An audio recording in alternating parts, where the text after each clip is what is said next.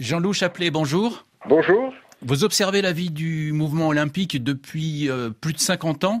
Quelle a été votre réaction en apprenant la victoire de Kirsty Coventry ?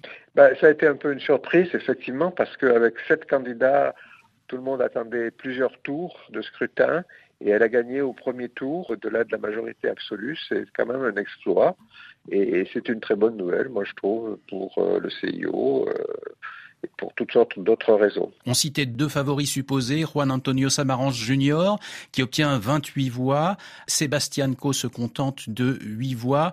La surprise est effectivement considérable. Oui, Sébastien Coe était vu comme un favori, surtout par les médias, et les médias britanniques en particulier, parce qu'il a fait une campagne orientée sur les médias et sur les réseaux sociaux.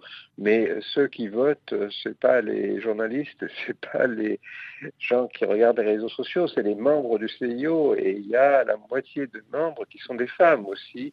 Et il y a une incontestable poussée des athlètes parmi les membres et des personnes assez jeunes aussi. Je pense que l'âge a joué un rôle. Autrefois, pour être président du CIO, il fallait environ 60 ans. Aujourd'hui, Kirsty Coventry a 41 ans. On continue de voir le CIO comme un mouvement plutôt conservateur. On se trompe ? Oui, je pense que depuis longtemps, le CIO a évolué. On n'est plus au temps de Coubertin.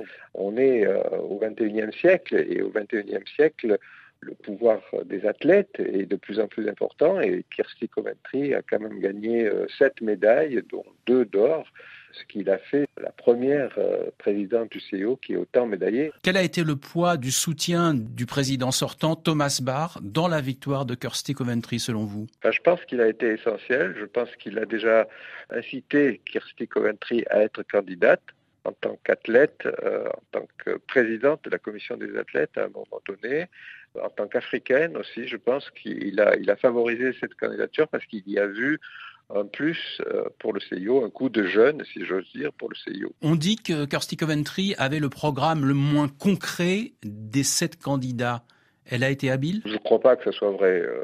Il y a des choses très intéressantes dans ces manifestes. C'est sûr que présider le CIO doit tenir compte des évolutions de la société et des changements. Et on ne peut pas prendre de position absolue sans tenir compte de ce qui se passe dans le monde. Par exemple, l'élection de Donald Trump aux États-Unis. Parce que le premier défi de la présidente du CIO, ça sera d'avoir des Jeux Olympiques en 2028 à Los Angeles et de gérer la question des athlètes féminines.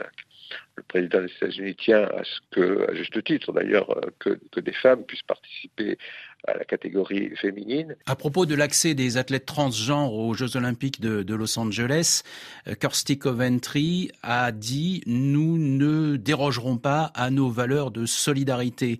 C'est un bras de fer qui s'annonce avec Donald Trump ? Non, je ne pense pas. La solidarité, elle doit être avec les athlètes qui sont femmes, c'est-à-dire qui sont biologiquement avec le chromosome XX. Et ça, c'est quand même la première solidarité pour que ces athlètes puissent concourir de façon sûre et avoir une chance de gagner une médaille. C'est la première fois que l'Afrique se retrouve à la tête du comité international olympique. Est-ce que pour 2036, qui sont les prochains Jeux d'été à attribuer, ça peut être décisif, ça peut être une première pour l'Afrique ? Ça peut l'être, mais c'est loin d'être certain parce qu'il n'y a pas pour l'instant de candidature africaine aux Jeux de 2036. Alors peut-être la décision d'aujourd'hui créera des candidatures, par exemple en Afrique du Sud, par exemple au Maroc ou ailleurs en Afrique, mais il y a aussi des candidatures en Asie et il y a une rotation des continents après donc l'Europe avec Paris 2024, les États-Unis avec Los Angeles 2028, l'Australie avec Brisbane 2032, ça peut être aussi le tour de l'Asie ou de l'Afrique. Jean-Loup Chaplet, merci.